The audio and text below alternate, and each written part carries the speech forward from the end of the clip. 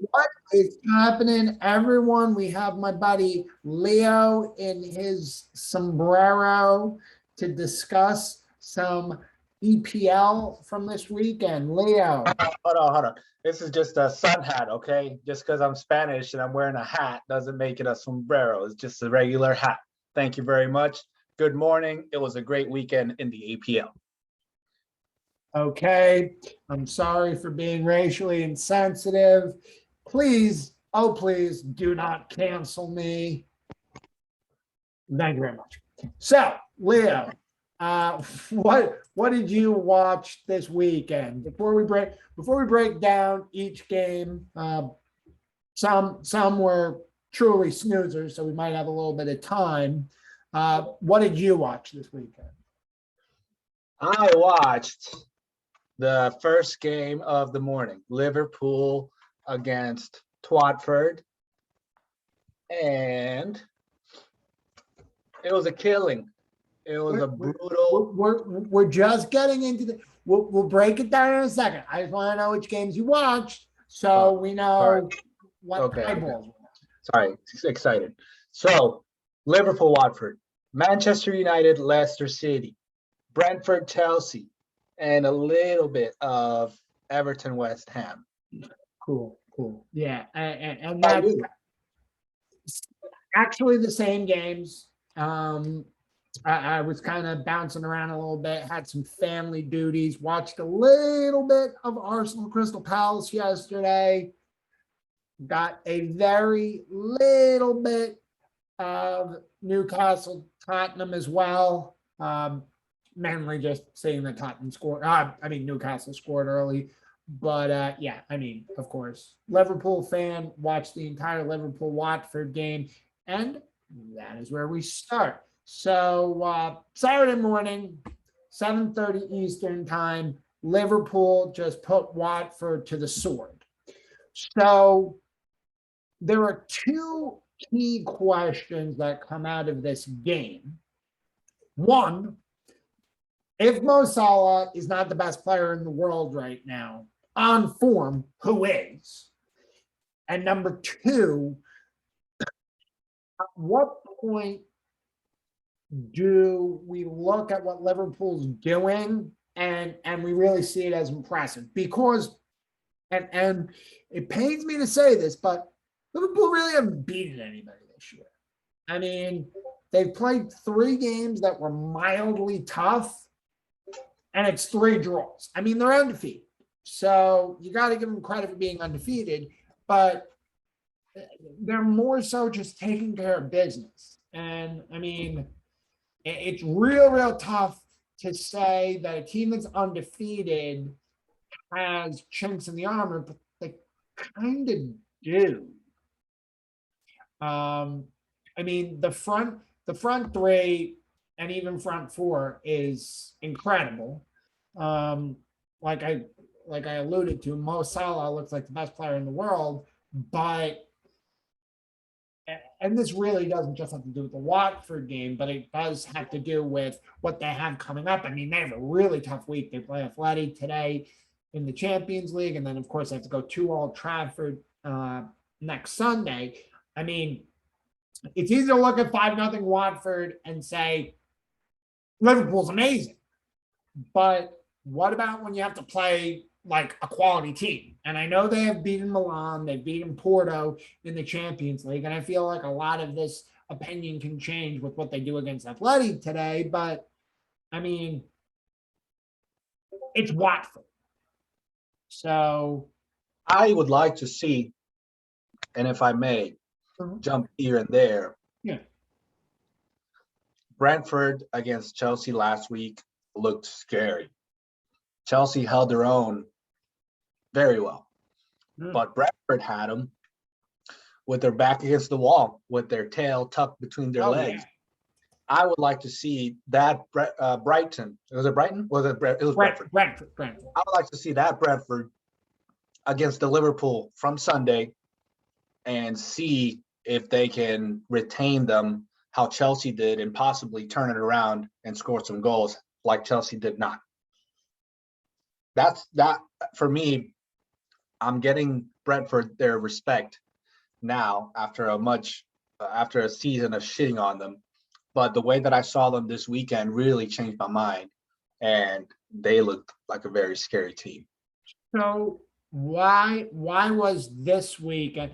I mean, I guess maybe you could say I'm going to give Brentford another look, and I see that Juan is joining us, which is a good entry point here. I know it's good that we're giving Brentford another look after doing it against Chelsea, but I guess it took them doing it against Arsenal, then doing it against Liverpool, and then doing it against Chelsea to really show something. And I think, and I know we're jumping ahead to the Chelsea game, but it's a good way to go.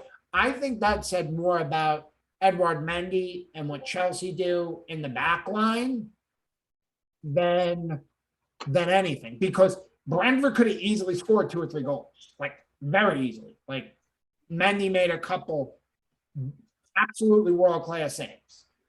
And Chelsea, again, looked very wasteful. In fact, they didn't do very much of anything offensively. So more of a good talking point question is, are you more than worried? You know what? Let's just look at the three teams that we think have a reasonable chance of winning the title, and we'll take a step back from there. Are you more worried that City haven't been taking care of business the way that they should? Are you more worried that Chelsea look worrisome offensively, or are you more worried that Liverpool only seem to really put it to the sword when they're playing a really good team, or I'm sorry, a really bad team, when they play good teams, particularly teams that want to go after them, counterattack, want to play head to head with them? Liverpool has struggled. Which one of those is your biggest worry? My biggest worry is that a team that's coming up from the relegation is becoming a top contender and the top of the table, leaving Manchester United at a lower position and other teams that are just very disappointing this season. Arsenal, Tottenham, a bunch of them. That's the worry. Brentford are still behind Tottenham and Man U. They're ahead of Leicester and Arsenal. But Brentford, I mean, I'm not gonna say that Brentford aren't good, but they're still behind Tottenham, who we'll get on to, just continue to blow my mind on a week-by-week basis. But they're still behind them. They're still behind United. They're ninth, which is very good. But they, and I think I said this, and I know we're kind of jumping around, but they are just there to give bloody noses to teams that could be good. I am now looking for when they play Man City. They don't play Man City until Christmas. So looking ahead, way ahead, they have a really tough Christmas into January period, but even they play Man City twice in 5 weeks. That's not ideal. So it will be very interesting to see where Brentford are when they play Man City twice in 5 weeks. But yeah. Juan, what games did you watch? Did you catch any games this weekend? Yeah, I definitely caught some. Thanks for having me again. It's a very interesting conversation as far as the top teams in the table and the worries that may appear while we're taking a look at them. So the question that Zolli asked, as far as what is more worrisome, I think that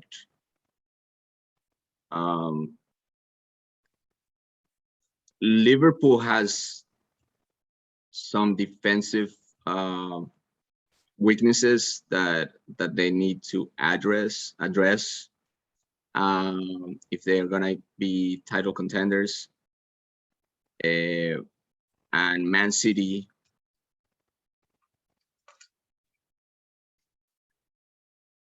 I wonder how they will do if they had one or two key people for them.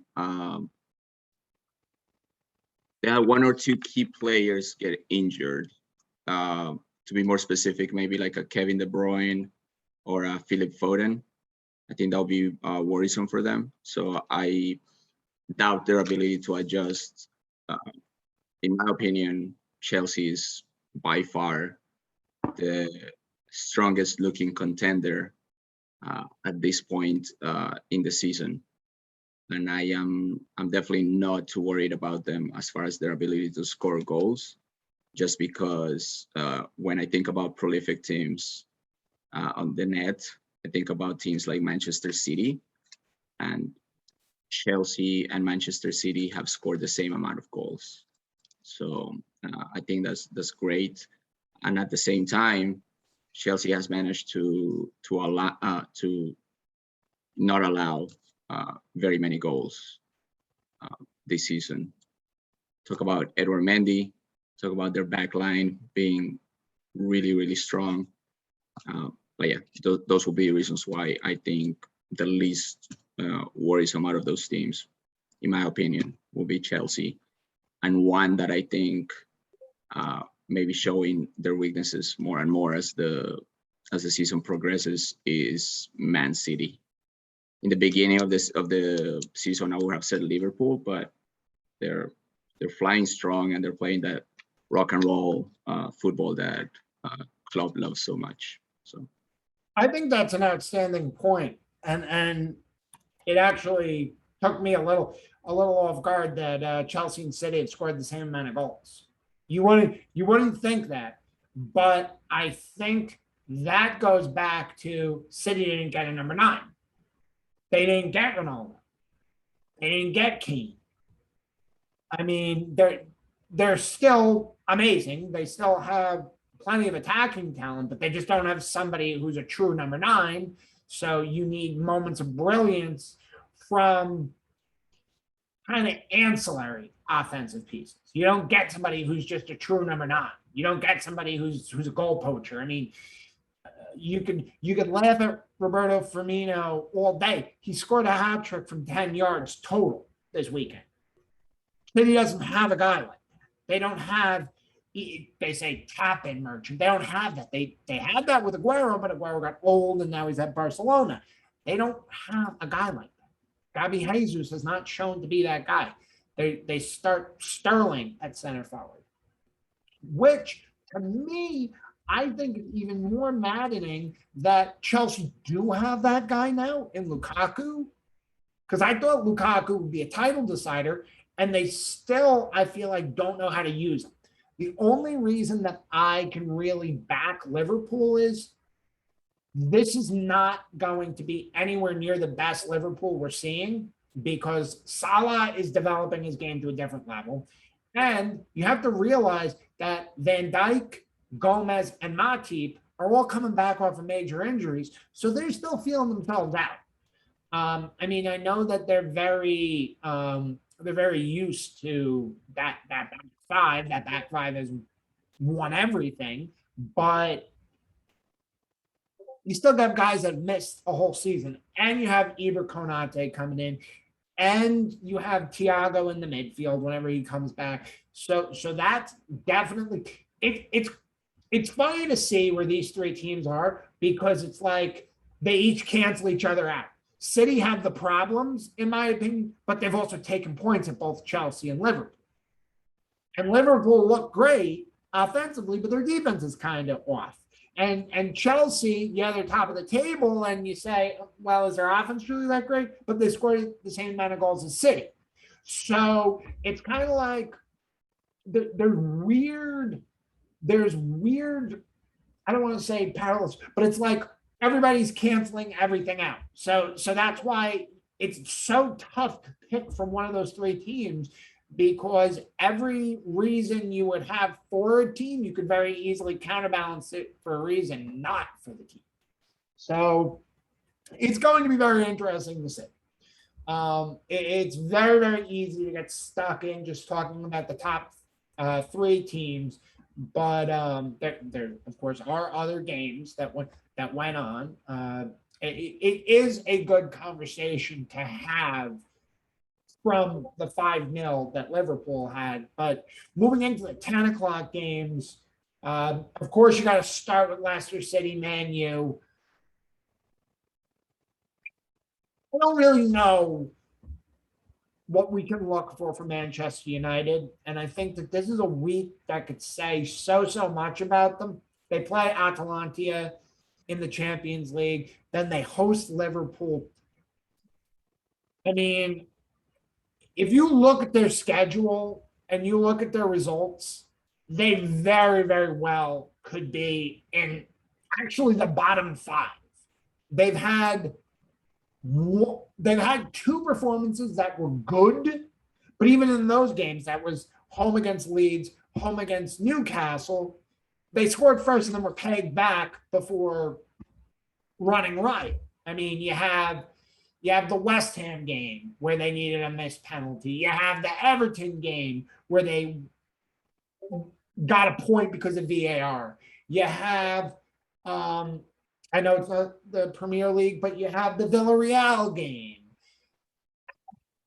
Even their wins, you're not very convinced by. And then you have a game like this where you lose 4-2 against a Leicester team that have been underperforming massively. This is huge for Leicester to at least give them some life, but it also shows all the frailties of Man U. So, any thoughts?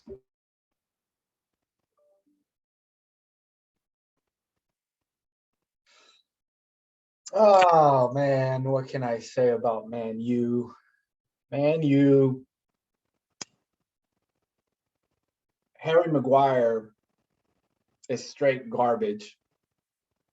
It was so bad watching him. It was terrible watching him this weekend. I felt embarrassed for him. It was just like, who does Danny Rose play for? Watford. You're mute, but I read your lips. Watford, yeah, no, and yeah, continue with Harry Maguire looked like Danny Rose this weekend, in where every ball was just a little too fast for him. The turns were, he was just fucking up left or right. I'm not going to say that's the whole reason they lost. Ronaldo didn't have a great game. The offense really wasn't popping that well. Leicester City, Jamie Vardy is still a monster, but the rest of his team, they're kind of struggling to get together.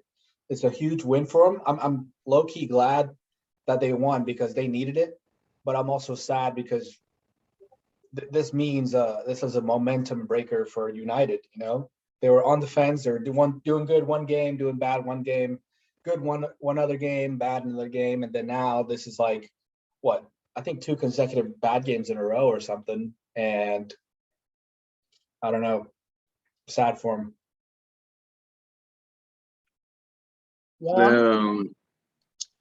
Righty, so the Manchester Leicester game was probably one of the more surprising results of the weekend. I definitely wasn't expecting it. At the same time, it definitely helped fuel some of the criticisms behind All's ability to sort of adapt when the tactics aren't necessarily working out. Mm-hmm. And it showed definitely the prowess of Brendan Rodgers' ability to outwit his opponents in that tactical area, because Leicester looked like a much more solid team all the way throughout. I actually was. It could be argued that the fact that Man U was tied 2v2 they managed to tie, I think, right, like 2-2 towards the end of the game, was more because of certain individualities from their very skilled players. Like, talk about that first goal by, I think that was Greenwood. That was ridiculous. And then Rashford coming in as a sub and also making a difference, versus their ability to play together, in the open field. Whereas you and also De Gea having a really good game, versus Leicester City looking solid all throughout and very easily being able to create chances. Again, feeble-looking defense that didn't adapt at all throughout the game. So good for Leicester, good for Brendan Rodgers, good for them. What was it? Yeah, good for them also breaking off the 28 or 29 running streak that Man U had going on, as far as they hadn't lost any away games in like 28 or 29 matches. So good for them for ending that as well. But yeah. So here's what I have to say on Man U real quick. Their schedule here, and look, you have to play all the teams when you have to play the teams, but their schedule going into December 2nd is Atalanta, Liverpool, Tottenham, Atalanta, Man City, Watford, Villarreal, Chelsea, Arsenal. I don't think Ollie survives that. I don't. I could easily see at the end of that stretch, Man U being somewhere between 11th and 14th. I say Ollie doesn't survive one more loss. Well, I mean, you say one more loss. Their next game is against Liverpool at home. I mean, that's at the worst or at the most lenient. That's the third most difficult game. I mean, if they lose, let me put it this way: if they lose their next 3 games, he's done. If they lose at home against Atalanta, if they lose at home against Liverpool, and then they lose away at Tottenham, that's it. That's it. Because then at that point, if you lose all those games, you have put yourself in major jeopardy in the Champions League, because now you got 2 losses in your group. You've lost now 2 in a row to your biggest rival at home. And now I was going to say, now you slept behind Tottenham. You're already behind Tottenham, who, I mean, we have to have a conversation about Tottenham's season, because it blows my mind that they are 5th in the league, 15 points, and they have a worse goal difference than anybody in the top 12. Like, they have a -3 goal difference. It blows my mind, but they win.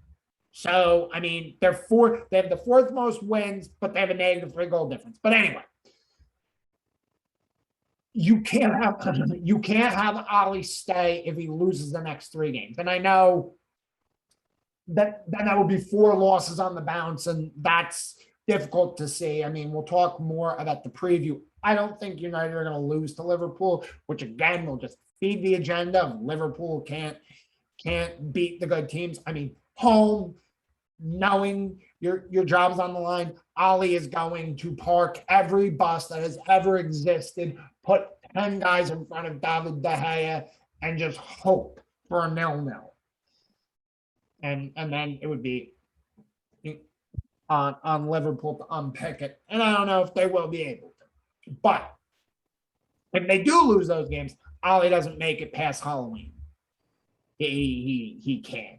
I mean, it is going to be very difficult for him to make it out of the Liverpool game if they lose, but it's impossible to make it out of the Tottenham game if they lose. So and the only reason I can really say that is because if you look at what Manchester United have built, they should win, and they're not, and they don't look convincing, and they just have an all-star team that doesn't know what they're doing. They have an all-star team that does not have a purpose. I mean, looking at some of the other 10 a.m. games, just jumping around, City didn't beat Burnley 5-0. They beat them, but for once, Burnley left with their dignity. I don't know if there's very much to say.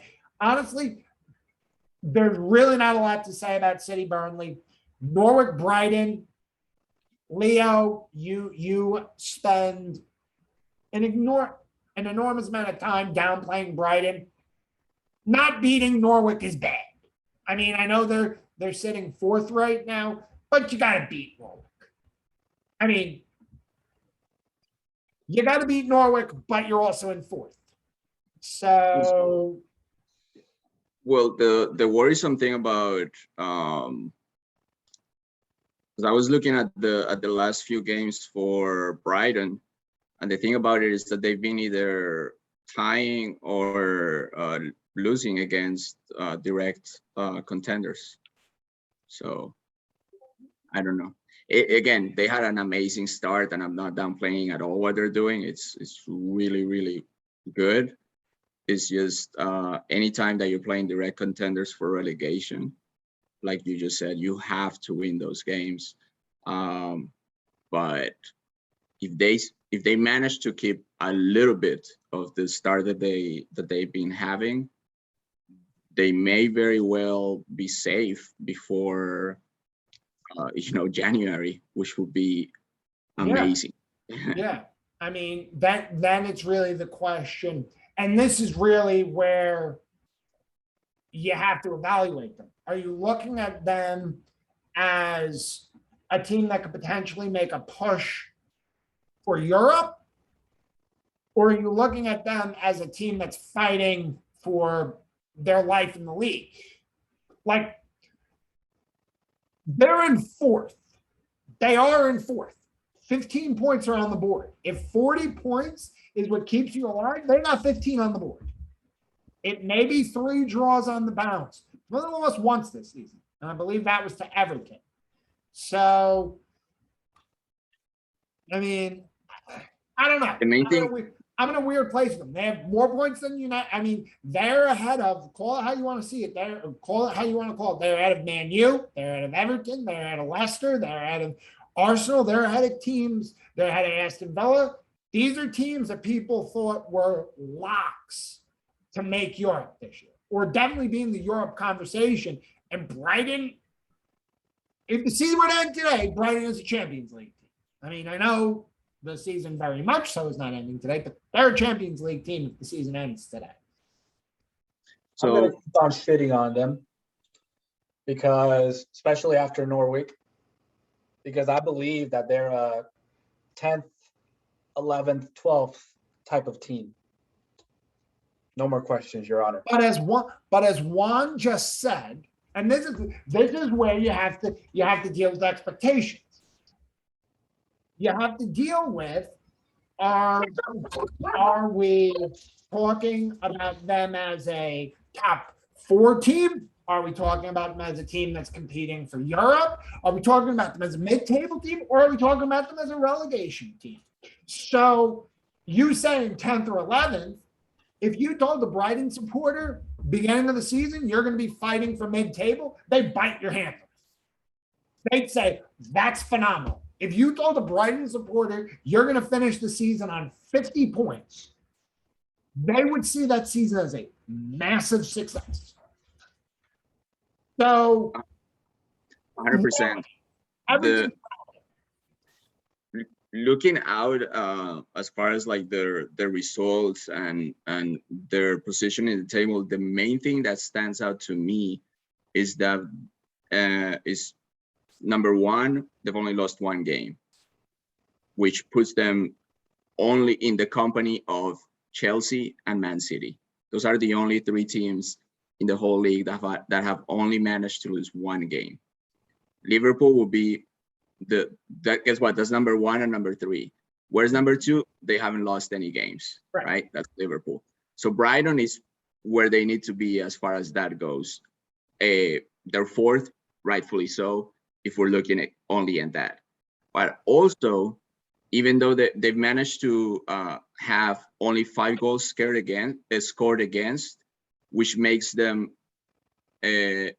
third in the least amount of goals received. Yeah, or second, actually. Or second, because you have Chelsea and Man City tied for that first spot, and then Brighton coming right after.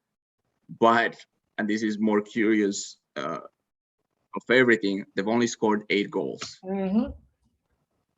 They've only scored 8 goals, which is the least. I mean, after number 19, maybe 4 or 5 teams. Yeah, number 19, 19th in the table, Newcastle has scored 10 times. There you go. Exactly.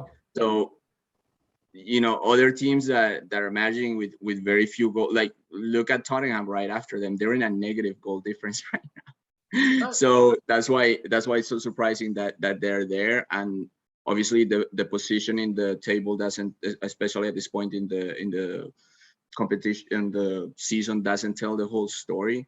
But there are very interesting things developing. So what that tells me is that Brighton has a really solid defense, and they may want to work on their attacking or really focus on their attacking signings come winter transfer window. And if they keep up their defensive work, they should be, in my opinion, contenders. I'm not going to say strong contenders, but they should be able to compete for maybe a spot in Europa League. If they finish 6th, to me, that will be a very, very incredibly good season for Brighton. But what would I put my money on? Possibly them finishing around, like Leo said, like maybe 10th to 12th. So right at the middle of the table. Yeah, I mean, if they finish 6th or 7th, that would be insane. I mean, let's take a look at, or I just looked up a team that I feel like are very similar to what this year's Brighton wants to be. 17-18 Burnley were 14-12-12. 36 scored, 39 allowed, and they went to the Europa League qualifying. That's Brighton's goal. That's what Brighton wants to be. 100%. And now for nothing, I think Brighton can be that team. They can do that. They could go 14-12-12, have a goal difference right around even, and just fight through it, because in the same vein as that Burnley team from 17-18, don't have a lot of scorers, have a very solid defense. I mean, Brighton might be a little bit more of a fun team to watch. I mean, they do have a couple more classy players than that whatever football Burnley play, but I could definitely see them make a Burnley type run. Would be super impressive. Aston Villa Wolves. Oh, that was the game of the weekend. I was gonna ask, that was the game of the weekend, right? Did you watch? Absolutely was. Oh yeah. I caught the last 10 minutes. That was the whole game. That's what I needed to catch. What'd you think about it? Oh my goodness. You know that I'm pumping up, or I was before the season, pumping up Aston Villa the way you were pumping up Leicester City. And ironically, they're a point away from each other in the table, not in the places that they want to be, but Villa had their feet up, ready for an easy 3 points. And then those last 10 minutes were for lack of a better phrase, shambolic. I mean, you got our boy Adama Traore finally comes through with a, I don't know if he meant to do it, but he got it on a nice cross for his teammates to score. He finally did fucking something that ended up in the back of the net. And I'm proud of him, man. He's back. He's back. Traore's back. And not for nothing, Wolves, 4 wins in their last 5, 3 in a row. I mean, they're 4-0-4, but the way that, and this really dovetails into the Brighton conversation, but the way that I would say, I can go all the way up to 4, that 4 through 13 look right now, there is so very little between them. Like if you look between Brighton in 4th and Villa in 13th, there's 5 points. And all of those teams are kind of peak and valley. I mean, Brighton have kind of solidly been what they've been, but Tottenham were all the way up, then all the way down. Now they're back up. United kind of been up and down. Same thing with West Ham. Everton, they are what they are. Brentford kind of are what they are. Wolves are the hottest team in that group. I mean, you could argue that Arsenal are because they haven't lost any of those 5 games, but they also had to come back to beat, or not beat, but draw Palace yesterday, which we'll get on to later. Wolves, I definitely think that the players are there. They're definitely there to make something happen. And it really just took time for them to get stuck in with their new manager, Bruno Lage. They lost Nuno Espirito Santo. And they have some players. I mean, they definitely can be up there in a battle for the top 6. Kind of dovetailing the two conversations, I could see the conversation that Wolves are in like that 10th to 13th, they switch roles with Brighton having a conversation for the Europa League. So where Wolves are right now and where Brighton are right now, I see those roles reversing very soon. That doesn't mean that I think that Wolves will finish in the top 4 or that Brighton will Brighton could slide and Wolves could rise, but I kind of see the conversations we're having about Brighton and the conversations we're having about Wolves, those kind of have a role reversal here very soon. Wolves could rise. Sounds like a song or something. It does. I'm clever like that. I alluded to West Ham Everton. I feel like that was a very dull game that, of course, went to West Ham late because of the Jordan Pickford error. Where have we heard that 5 dozen times before? And I mean, West Ham getting points at an away ground is very big for them. That they've also had a roller coaster season, but they have the same record as Everton. They have the same record as Man U. They're basically having the same season as Man U. They have 1 fewer goal. 4-2-2, both on 14 points. United has scored 16, allowed 10. West Ham have scored 15 and allowed 10. So right now, West Ham United and Manchester United are having the same conversations. It doesn't feel that way. And actually, I know that I'm not throwing it in there. Everton should be having the same conversation too, because they're 4-2-2 with a 13-9. So United, West Ham, and Everton are all having the same conversation. So That's pretty wild that those teams are grouped together, particularly considering where people thought United would be. People being scared that West Ham were going to fall off, and then nobody knew what was going to happen with Everton, and now all three of them are kind of bunched together. Did you guys catch that game, that West Ham Everton game at all? Not enough to know who had momentum, who was holding position, but I was watching it lazily here and there. Juan? I saw the goal. Yeah. The goal you say is error, a Pickford error? You say that's the error, or was it something else that he made an error in? It was leading up to the goal. Yeah, I gotcha.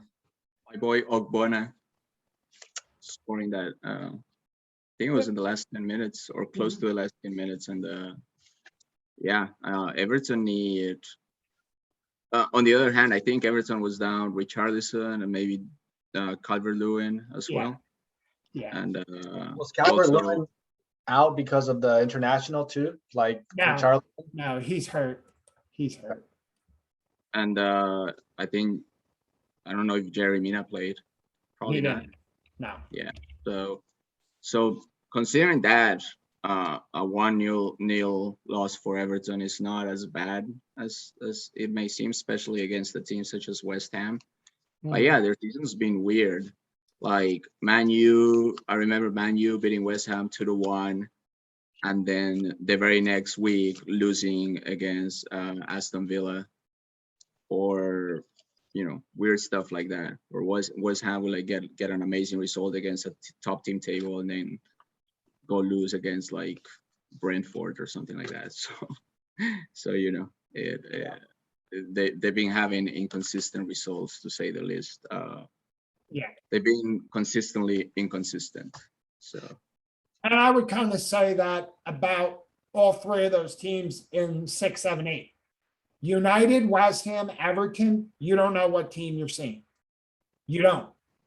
I mean, probably the most consistent of them has been United, in the fact that they just kind of don't know what they're doing. West Ham and Everton, you don't know what team you see. And Everton, just to be fair to them, they have the biggest excuse, because their offense is run through Dominic Calvert-Lewin, and he's out. And they have to do this with Salmon Rondon up front. Well, they're doing some interesting wing things with Gray. That kid's been pushing offense a lot, and is actually getting him some results too. I mean, it did it in this game, but Gray is somebody to look out for future. I think he's going to be, bought by one of these bigger teams as soon as he matures into what he's trying to do, or what he's been doing in Everton. I think as soon as he perfects his craft. Well, he also, I know it's not a traditional big team, but he also came to Leicester City. I believe it was the season that they were in the Champions League after they won the title. And he fell on his face. And then he went to Bayer Leverkusen, fell on his face. That's why he's at Everton, because he failed at two big clubs. So maybe he gets another bite of the cherry. Maybe he shows out at Everton, and then maybe he goes to like an Everton, then maybe he goes to like an Arsenal, and then maybe he goes back up to the top. But he's definitely got to show what he can do. Just wrapping up here, your two North London teams with Tottenham and Arsenal. Tottenham, I mean, they went down within the first 3 minutes and then fought back. So they kind of are what they are. I mean, they're in 5th. They got 5 wins. They have the same amount of wins as Man City and Liverpool. Doesn't feel that way. But Tottenham, Man City, and Liverpool have all won the same amount of games this season. 100% does not feel that way. You also gotta remember they were first, like Right. the Yeah. beginning for They a won the couple. first three. Yeah. Yeah, and it was crazy when I saw them as first. I was like, what's going on? Yeah. What's going on this season? Right. But yeah, Nuno Espirito Santo got off to, I wouldn't say a great start, but he managed to win, I think, the first 3 games, even though it was like 1-0 every single game. So obviously he's doing some things that are working out, especially coming from a manager that has plenty of experience in the EPL, but I think but not so much with this team in particular. It's been good to see Dele Alli coming back. I think he's made a good difference, and also the signings that they did have had some good start to their season. Right. Son continues to amaze, and the pairing with Kane is the main reason for their success up top. I don't know how they managed to keep those two past the winter transfer market if they are not, above 6th place in the standings. So if they keep the form the way they have until now, should be able to keep both of those guys. But if not, I sense that Man City could possibly pull the trigger on getting someone like Kane, to to take care of their number 9 needs. And but yeah, it was a good game to watch. I think that Tottenham got complacent towards the end a little bit, and that allowed the Newcastle to sort of give them a little scare towards the end. But they closed it down pretty good. Like after they got scored on, I thought, oh, maybe Newcastle's going to be able to do something here, and I felt like Tottenham sort of got it under control and managed to keep possession and keep them away from goal. Right. Yeah. And that's good and bad, because Newcastle shouldn't be able to give Spurs too much of a problem. It was great that Harry Kane got on the score sheet, but it'll be very interesting to see, particularly with Newcastle having all the money in the world, if Harry Kane does indeed stay at Spurs. Sliding over to the Arsenal game, because I know we have some hard stops here. Arsenal late game draw against Crystal Palace, though. So this is now 5 games on the bounce that they haven't lost, but you have a draw against Brighton that you don't score. You have a game against Crystal Palace where you're down 2-1 late and you need a 95th minute draw. Arsenal just giving me a very unsettling feeling. They look like a middle of the table team, and I don't know if that's unfair because they aren't allowing as many goals, but then they just allow 2 goals to Crystal Palace. So, I mean, It was a weird. So it was a weird game. Place with them. Yeah, no, it was definitely a weird game, because if you had, not talking about the whole season, but if you had watched like the first 45 minutes only, like at halftime they were 1-0, and it felt like it could have been 3 or 4, right? Because of the way they were playing. But then they come out in the second half, and Crystal Palace catches them sleeping, scores 1 right off the bat, and then when they got that second one, I really thought it was game over. Right. I don't think that I felt like Arsenal had a lot of fight in them or whatnot. I guess maybe credit a little bit to the crowd as well, and the fact that they were home to sort of push them there at the end. But absolutely, I don't know how you can be feeling good about that team, even if you are, especially if you are an Arsenal fan. And also, the one thing that I will credit the board with is I don't know if it's credit or not, but sticking it out with Arteta, because I think most teams with the amount of money that Arsenal has would have sacked him already. but I also feel like Arsenal has had that management, or they've managed it that way. You know, when you talk about Arsene Wenger, like Wenger, sorry, when Wenger was with the team, obviously he had been there forever, so he deserved all the breaks in the world, but they stuck with him, Right. Until you know he didn't want to anymore. And I feel like sometimes for a young manager to be able to be successful, he needs that backup from the board, and you know he cannot say he's not getting it.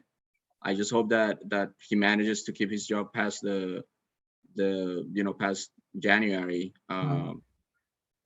getting the results. But it's hard not to feel pressed for better results, especially with I think they spent more money than any other team They did. in the transfer market, and they this summer, Arsenal, They they did, right? Mhm. And when you think about Chelsea getting Lukaku and City No, getting no. and Grealish. Saul, Yeah. and Saul or City getting you're like, what? Arsenal got who? So yeah, it's weird. So yeah, I don't know. I give kudos to the board for sticking it out and sort of being true to the Arsenal ideals, so to speak. But at what point do you actually have to switch gears and demand the results that you are, and deservedly so, that you are pushing for, not only with your money, but with everything that you're doing at the club level. So Absolutely. No, that's a great point. And we actually need to wrap it up here. I know we had some hard stops. We did a good job breaking things down. Final thoughts, guys. Leo, final thoughts. Liverpool, Man U up next. Big time. Juan, final thought. thanks for having me back again, guys. Really appreciate the opportunity. Enjoy the chat, and hoping for continued competitive season. I Cool. hope that Great. stays this way. Great. Well, I will get at you guys later. Thank you very much. And let's go.